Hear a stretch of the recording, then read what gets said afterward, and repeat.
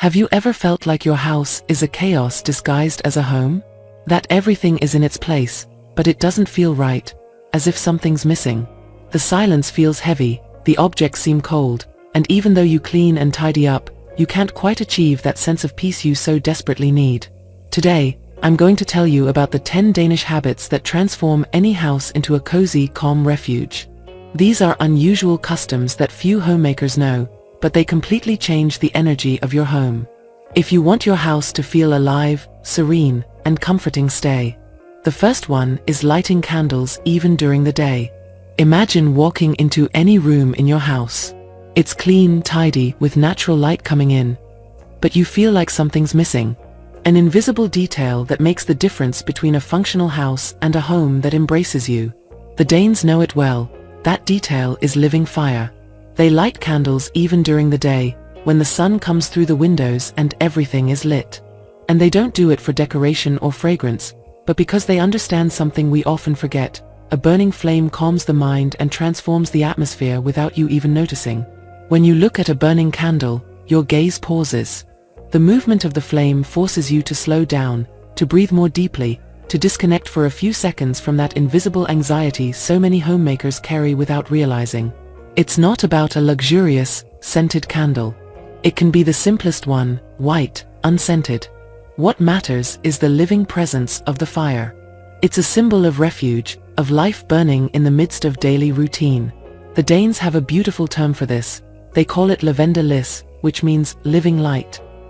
And the curious thing is they prefer to place it in everyday spaces, not just for romantic dinners or special occasions. A candle next to your coffee cup while you pay bills. One on the shelf while you fold laundry.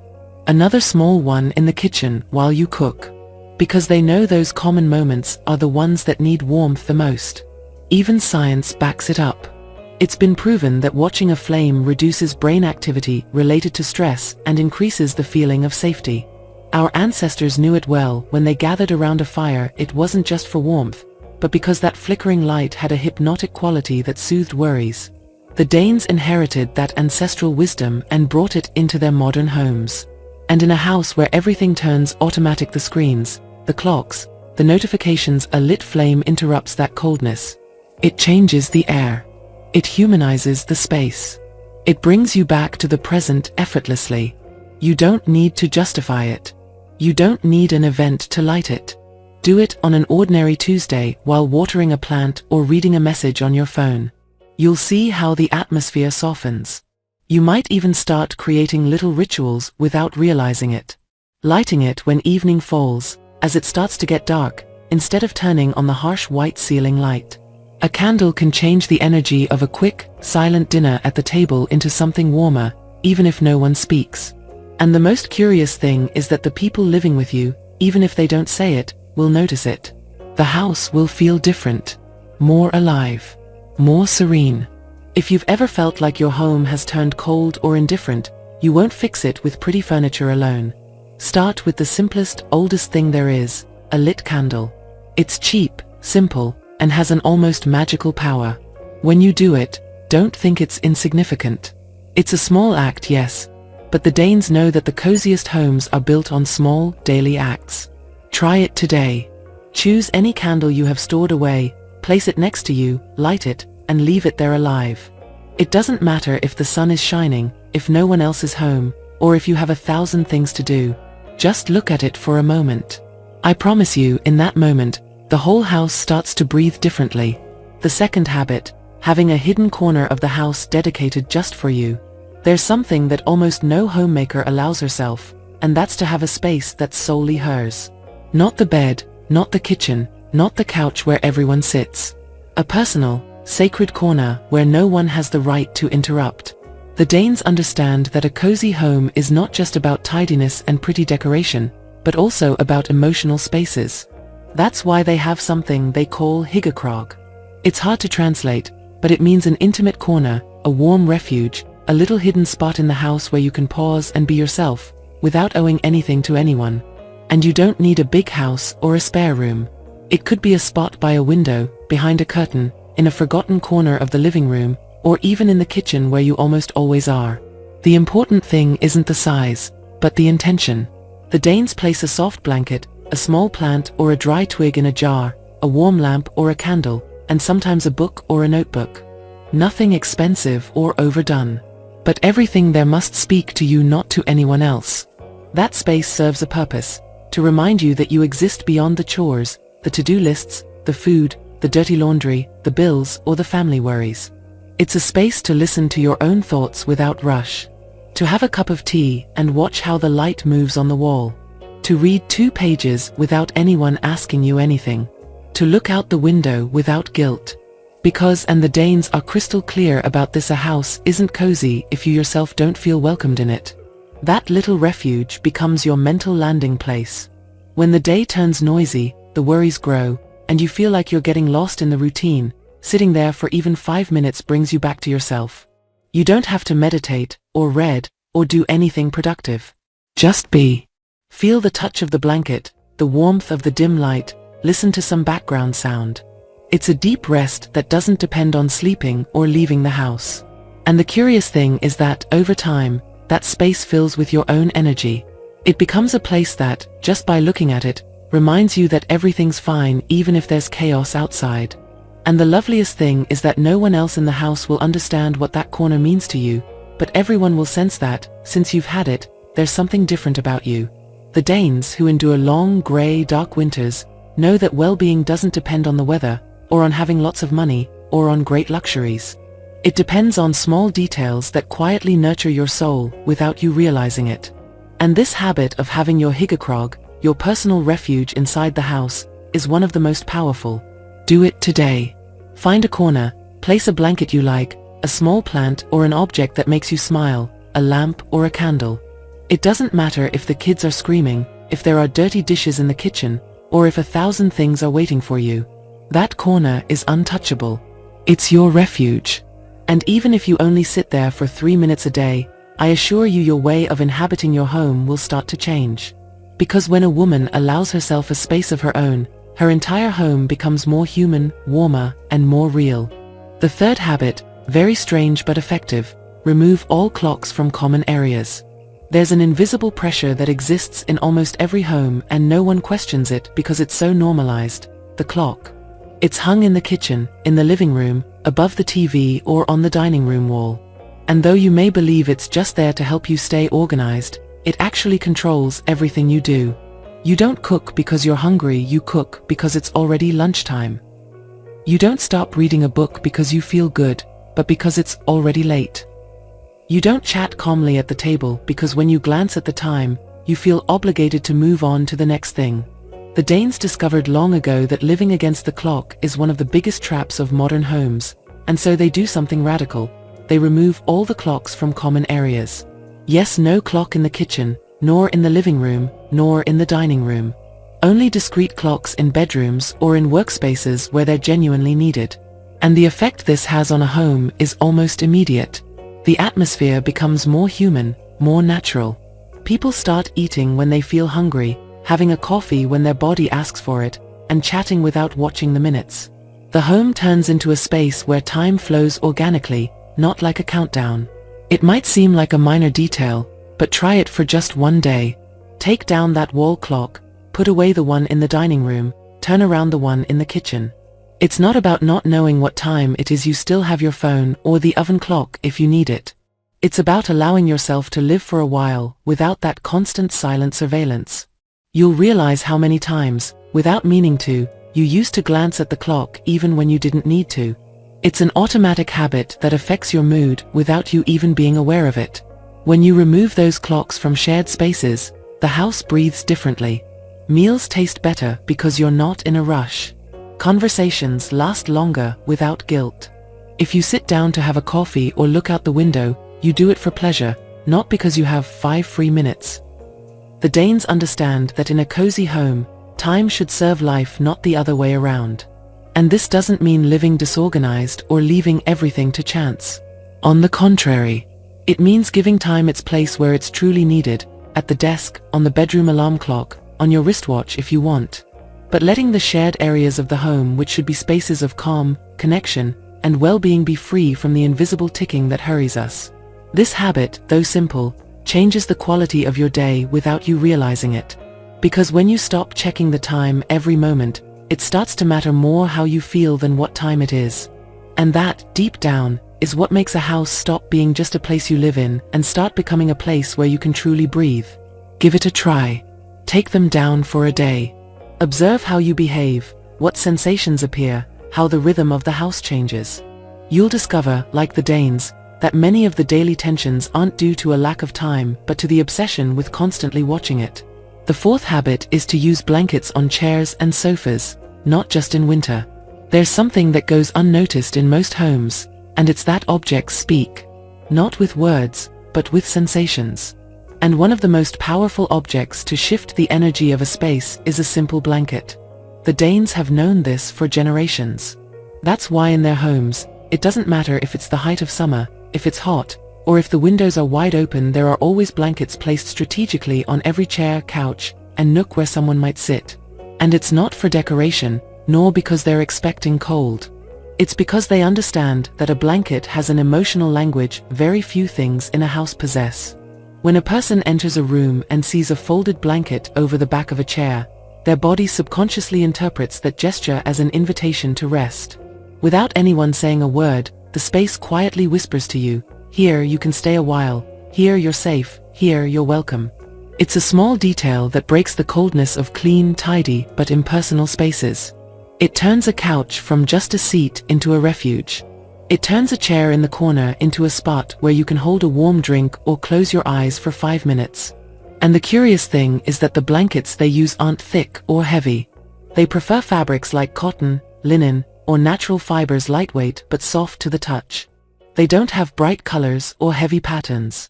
They're neutral blankets that accompany, that don't impose, but are always present. Because the key is that they aren't decorative, they're functional. So you can grab them without thinking, cover your legs, rest your head, or simply hug them without guilt. Even in summer. And that's the part that for many homemakers might sound strange. Why have a blanket in summer if it's hot? Because it's not about keeping warm, it's about offering comfort. About having something soft within reach when you need to pause for a moment.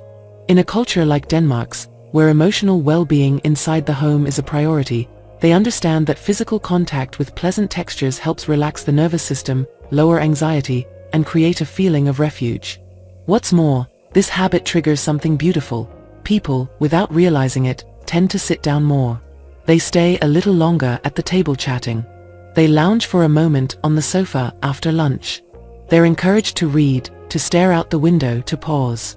Because in a house where there are blankets within reach, it feels permitted to slow down. And that permission, in the midst of life's fast pace, is a luxury without a price. I invite you to try it. There's no need to buy anything new. Take out those blankets you've stored away, the ones you only bring out in winter, and place them today on the dining chairs, on the back of your sofa, over a bench in the kitchen, or in a corner of your bed. Let them be there, available, visible. You'll notice how the atmosphere changes. How the house becomes softer, warmer, more alive. Because a blanket isn't just a piece of fabric, it's a silent message that tells everyone who lives there, and yourself, here, you can be at peace. The fifth habit, which few apply, is having a mobile tray for rituals. There are objects in the home that go unnoticed, and others that, without making noise, completely change the way you live in your spaces. The Danes have understood this for centuries. That's why they have a beautiful habit, almost unknown outside their culture, which consists of having a mobile tray for rituals. And I'm not talking about complicated rituals or elaborate ceremonies, but small, conscious moments of calm that you can create in any corner of your home with simple objects placed with intention. Imagine a simple tray made of wood, metal, or wicker. The material doesn't matter. What matters is that it's easy to move. On that tray you place a few objects that give you a sense of well-being. It might be a lit candle, a cup of tea, a book you like having nearby even if you don't read it all, a sprig of dried flowers, a pretty stone you picked up, an old photograph, a jar of water with a green leaf, or even a letter someone important once wrote to you. It doesn't matter what it is, as long as it makes you feel good when you see it. What makes this tray special is its mobility. It's not fixed to a table or a shelf. You can carry it with you around the house. If you're in the kitchen preparing something and feel the weight of the day, you place the tray nearby. If you sit on the sofa to look out the window, you set it on the coffee table. If you decide to take a long bath, you bring it to the bathroom and light the candle there. If you're going to read for a while before bed, you place it on your nightstand. The tray becomes a kind of personal bubble of well-being that you move as needed. The Danes know that it's not always possible to redecorate your home or transform an entire space to feel better. But you can alter the emotional atmosphere of a room with small gestures. The presence of comforting objects gathered in one place creates a portable sense of refuge. It's like carrying a little piece of home with you inside your own house. And the most valuable thing about this habit isn't the object itself, but the act of doing it consciously. As you put together that tray, you calmly choose which things you want near you today. Maybe one day you include a candle, another day you don't. Sometimes it'll be a book, other times a plant, or simply a cup with a hot drink. The simple act of stopping to decide what you need to feel good in that moment is already a form of self-care that most of us, in our daily routines, completely forget. Also, the tray serves as a perfect excuse to disconnect from the urgent and reconnect with the important. Instead of getting caught up between screens, chores, or worries, seeing it reminds you that you can and should allow yourself small moments just for you. And even if it's only to sit down for 2 minutes to watch the candle flicker or take a calm sip of coffee, it changes your day. This object becomes so personal that over time it stops being just a tray and turns into an extension of your state of mind. When the house feels cold or distant, it's enough to place the tray in the middle of the room for everything to feel more human, more yours. Without spending money, without making big changes. And the best part is it's contagious. Those who live with you start to notice that little detail, and even if they don't say it, they feel its effect too. Because a cozy home doesn't need luxury or perfect design. It just needs visible intentions, daily acts that tell everyone, including yourself, that there's space for calm, for care, and for pause. Give it a try. Today. Look for any tray, even a large plate will do. Choose 4 or 5 objects that comfort you. Place them there. And carry it with you as you go about your tasks. You'll see how the energy of your home shifts. You'll notice how, without realizing it, you find excuses to stop for a moment.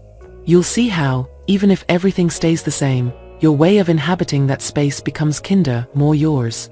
Because in the end, as the Danes know so well, it's not about the house you have, but about how you live in it. And a simple tray can remind you of that. The 6th, turning off ceiling lights at dusk. Yes, no harsh lights, no white bulbs. There's something very few people stop to notice, but it completely determines the emotional atmosphere of a house, the lighting. Not just how much light, but its color, its intensity, and where it comes from. The Danes, obsessively devoted to home well-being like few others, have spent generations perfecting this invisible detail that changes everything. And one of their most sacred rules is simple, but powerful. When evening falls, turn off the ceiling lights. Yes, no ceiling lights on in the middle of the dining room, no white light in the kitchen, no cold bulbs lighting up the living room like an office. They understand that strong artificial light keeps the body in a state of alertness, sends constant activity signals to the brain, and doesn't allow the mind to truly relax. That's why, when evening comes, they lower the ceiling lights and leave on only table lamps, floor lamps, or wall sconces with warm, soft lighting. And the difference in the home is felt immediately. This small change transforms the entire atmosphere. The house becomes softer, more intimate, cozier. The corners that once looked cold fill with gentle shadows. People's pace naturally slows down, as if the body, no longer overstimulated by bright light, understands that it's time to unwind, to stop rushing, to start closing out the day. And it's not about sitting in the dark. It's about choosing light that doesn't assault you, but accompanies you. The Danes prefer bulbs in warm tones, tending toward amber or soft yellow like the light of a candle or a sunset. They place small lamps in strategic corners, next to the sofa, on a shelf, near the nightstand, in a dining room nook. They often combine these lamps with lit candles. And just like that, without realizing it, they turn any ordinary room into a restful refuge. There's something ancestral about this. Since the beginning of time, human beings have associated dusk with retreat, with intimacy, with calm. But in modern homes, filled with white lights and bright screens, that natural rhythm has been broken. And that explains why, even when you're tired, even when you want to rest, it's hard to disconnect at the end of the day. Because the light around you is telling you something else. It keeps your brain alert. It pushes you to stay active, to not stop. The Danes know that to truly rest, it's not enough to go to bed late or close your eyes. The body needs to receive clear signals that the day is coming to an end. And one of the most powerful ways to send that signal is through light. That's why they're so careful with this detail. That's why, in their homes, the ceiling lights remain off after sunset, and only soft points of light are left on here and there, like little islands of refuge. The beautiful thing about this habit is that you can start applying it today, without spending anything. All you have to do is turn off the ceiling lights when it begins to get dark. Turn on a table lamp, a floor lamp, or even light a few candles. Notice how the atmosphere changes. How your breathing slows down. How conversations become softer. How your body understands, without you saying a word, that it's time to slow down. And the most valuable thing is that this type of light creates spaces that are perfect for what truly matters at home. Sharing a meal without rush, reading without distractions, talking without screens, looking at yourself in the mirror and recognizing yourself after a long day. Dim light doesn't just illuminate, it cares for you. It doesn't just show things, it protects. It wraps around you without demanding anything. Do it tonight. Even if it's just in one room. Turn off the ceiling light and leave only a warm lamp or a few candles on. You'll see how, without changing anything else, your house starts to feel more alive, kinder, more at peace. Because, as the Danes well understand, light is the invisible language of the home. And when you learn to use it, the entire house learns to embrace you. The seventh habit is to keep a box or basket of things that make you smile. There are small things in life that have the power to sustain us, to remind us who we are, to bring us back to the present when everything inside feels chaotic. But in the daily rhythm of the home, those things get lost. They stay hidden in drawers, mixed in with old papers, forgotten in boxes at the back of the closet. The Danes, who have made everyday well-being into a quiet art, practice a simple and deeply human habit. Keeping a box or basket with objects that make you smile. That simple. That important. It doesn't have to be big, expensive, or fancy. It could be a wicker basket, a wooden box, an old tin, or a cardboard box wrapped in pretty paper. What matters isn't how it looks, but what it holds. Because from now on, that space will be a private emotional refuge inside your home. A place where you'll keep things that, without logical reason, make you feel good when you see them, touch them, or have them nearby. It could be an old letter, one you received when everything felt simpler. A photo where you looked happy without worrying about how you appeared. A movie ticket from a film that left a mark on you. A little stone you picked up one afternoon at the beach. A piece of ribbon, a broken pendant, a dried leaf that once turned a beautiful color. It doesn't matter what it is. The only thing that matters is that when you see or touch it, you feel a little warmth inside. A silent smile. A sensation that not everything is lost, even if the day has been tough. The Danes know that, in the middle of domestic routine, in a house that runs like clockwork and where everything has a place and a purpose, there also needs to be space for the useless but valuable. Things that serve no practical function but serve everything else. Because the mind needs, from time to time, to connect with those objects that remind it there's beauty in the simple, in the forgotten, in the insignificant. And the beautiful thing about this habit is that it's not decorative, it's therapeutic. They don't place these boxes in glass cabinets or show them to visitors. They keep them in a corner of the living room, under a little table, on a bedroom shelf. Within reach, but without showiness. They are personal treasures. And when the day goes wrong, when you feel like you can't take it anymore, when things don't turn out the way you hoped, they allow themselves this intimate gesture, to reach into that box. You don't have to open it fully or search for anything in particular. Sometimes it's enough to touch an object at random, let your fingers recognize a familiar texture, see a handwritten word, a worn image. It's a way of coming home without moving. Of returning to that version of yourself who was moved the day you placed that thing there. And without realizing it, you feel like everything weighs a little less. This kind of quiet therapy is what sustains emotional health within a home, even if no one talks about it. Because houses can be beautiful, tidy, modern, but if they don't have corners where good memories are kept, they end up cold, functional, but empty. Do it today. Find a box, a basket, even a fabric bag if you like. Gather around the house those things you always set aside because they're useless now, but that for some reason you never threw away. Keep them there. Don't arrange them too neatly. Don't make it a perfect task. Just gather them. And when the day asks for a truce, when you don't know who to tell how you're feeling, reach your hand in there. You'll see how, in the middle of everything, your house stops being just a place you live in and becomes a place that also takes care of you. Because that's what the Danes have always understood, that the small things, the ones that matter to no one else, are the things that silently save us. The eighth, use changing natural scents. There's an invisible memory that homes hold and that very few people notice clearly, the scent. More than the furniture, more than the decor or the order, it's the smell of a home that defines its soul. The Danes know this better than anyone. And that's why they don't let their homes always smell the same. They have a beautiful habit, forgotten in most modern cultures, to use natural aromas that change according to the time of day, the season, or the mood. It's a subtle and powerful way to refresh the energy of a space without moving a single piece of furniture. They don't use industrial air fresheners with artificial, permanent fragrances that saturate the air. They don't aim for their house to always smell like vanilla or bottled summer flowers. They know that our sense of smell is directly connected to emotions and emotional memory. That's why, if a home always smells the same, the mind becomes numb, gets used to it, and the space loses its vitality. But when the aromas shift, the brain registers them as new moments. And that small gesture makes each day feel different, even if everything else stays the same.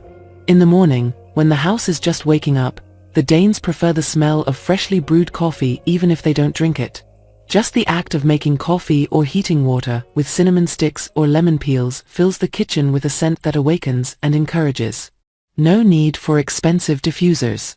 It's enough to simmer something natural. That smell silently says, the day begins. At midday, when the house is already bustling with activity, they choose fresh, citrusy scents. They cut orange peels, place them on the stove, or simmer them gently. Sometimes they use sprigs of rosemary or fresh thyme. That aroma refreshes the space, revitalizes it, makes it feel clean without needing to open every window. It's a way of clearing the mind without stopping. In the afternoon, when the pace slows, they prefer aromas that invite rest. They might place a few drops of lavender or eucalyptus oil on a small dish, or burn aromatic woods like cedar. They also light candles with very soft, natural fragrances, nothing overpowering. That change of scent signals an emotional transition. The space stops being a place of work and activity and becomes a refuge for winding down. And in winter, this habit becomes even more important. Spicy scents, hot tea, dried peels, and pine or eucalyptus branches fill the home to counter the cold and darkness. But what's most beautiful is that they don't treat it as a decorative obligation, it's an invisible act of care. It's a way of telling the home and those who live in it, today is a different day, and here we breathe calm. The curious thing is, even if no one consciously notices it, everyone feels it. People who walk into a home that naturally smells good feel different. The body relaxes, breathing slows. Because it's not just about the scent, it's the message that scent carries. Try it. You don't need expensive perfumes or branded scented candles. In the morning, simmer water with a bit of coffee, cinnamon, or lemon peels. At midday, use orange peels, bay leaves, rosemary sprigs. In the afternoon, light a natural wax candle or place a few drops of lavender essential oil on a handkerchief nearby. You'll notice how not only the air changes, the way you inhabit your home changes too. Because a cozy home isn't just a beautiful, tidy place. It's a space that speaks to your senses, that surrounds you, that quietly cares for you. And the Danes have always known that changing the scent of a home is changing the way it's lived in. A house that smells different every day is a house that never gets stuck. That never turns into a routine. That breathes with you. The ninth habit, a curious one, is placing small notes or messages in corners of the home. There's a huge difference between living in a house and feeling like that house emotionally belongs to you. Many people spend years in a place without establishing a real connection with their spaces, without leaving small, personal traces that humanize them. The Danes, with their deep sensitivity to caring for a home's soul, practice something as discreet as it is powerful: leaving tiny notes or hidden messages in everyday corners of the house. It's one of those invisible habits that never appear in decor magazines but completely change your relationship with your space. It's not about big motivational signs or framed, cliché phrases on the wall. They're intimate, tiny, handwritten messages that you place in spots only you or those who live with you will find. A word written with marker in the corner of the bathroom mirror. A folded paper in the silverware drawer that reads, "Today will be okay." A phrase on a post-it stuck inside the linen closet, or a rolled-up note on a coat rack that reminds you of something beautiful you'd almost forgotten. The Danes understand that the house speaks too. That every object, every corner, can be an emotional bridge. And that in the middle of daily routines, those tiny messages are silent reminders that there's refuge, there's meaning, there's beauty in the ordinary. When you open a drawer and find a note that says "Don't forget to breathe," or see at the end of a dusty shelf a word that reads "Thank you," it's not just about reading it. It's about that second where time stops, and you reconnect with something essential. This habit has a touch of playfulness, a bit of nostalgia, and a lot of self-love. Because we often leave messages for others, but never for ourselves. The Danes write to themselves in the objects around their homes. Sometimes they're wishes, sometimes reminders, sometimes inside jokes. But they're always words that care for you. Imagine opening the napkin box and finding a note that says, "Remember you're strong." Or in the sock drawer, an old scrap of paper that says, "Do something that makes you smile today."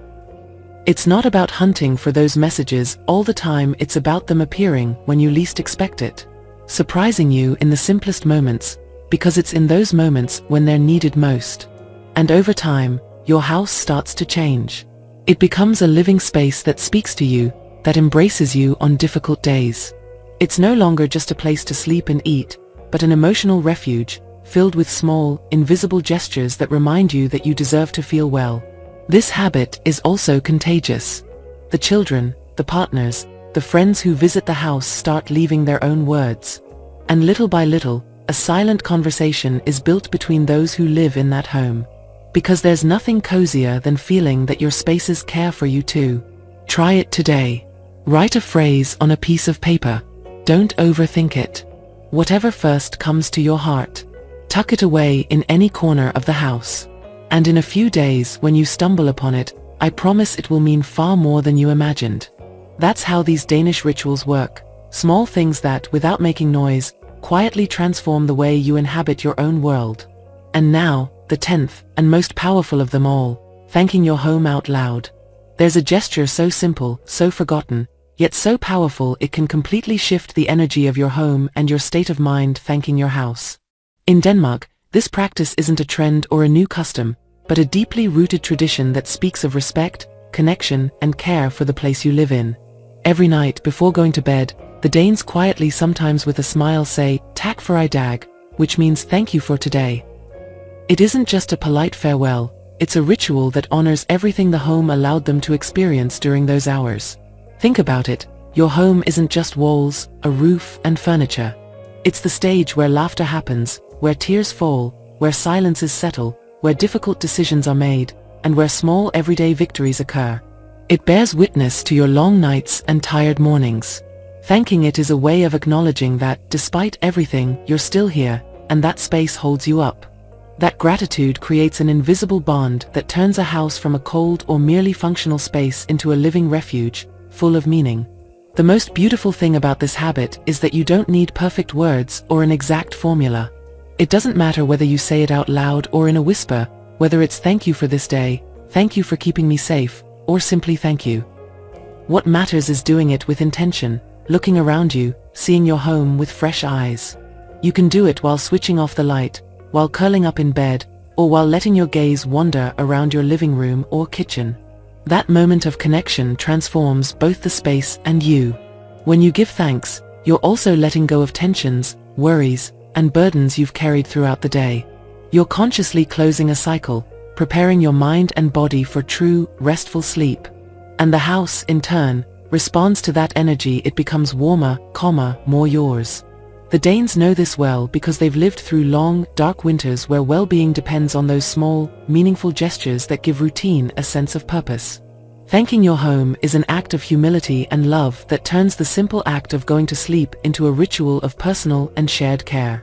I invite you to try it tonight. Even if it feels strange or corny, just stand in the middle of your living room or sit on your bed, look around you, and quietly or mentally say, "Thank you for this day." Feel how, in that moment, something within you settles, lightens, calms. And even if everything outside remains the same, your home won't be. Because when you learn to be grateful for the place where you live, you begin to inhabit it with more love, more peace, more presence. This is the greatest gift the Danes give to their homes, not just building beautiful spaces, but creating places that return you to yourself each day, with gratitude and calm. May that simple phrase become your own daily farewell too, and you'll see how, little by little, your home becomes the refuge you always dreamed of. Because if you want a cozy home, it's not the furniture, the size, or the decor that matters. It's the invisible habits, the ones nobody talks about, that turn a space into a home that embraces you.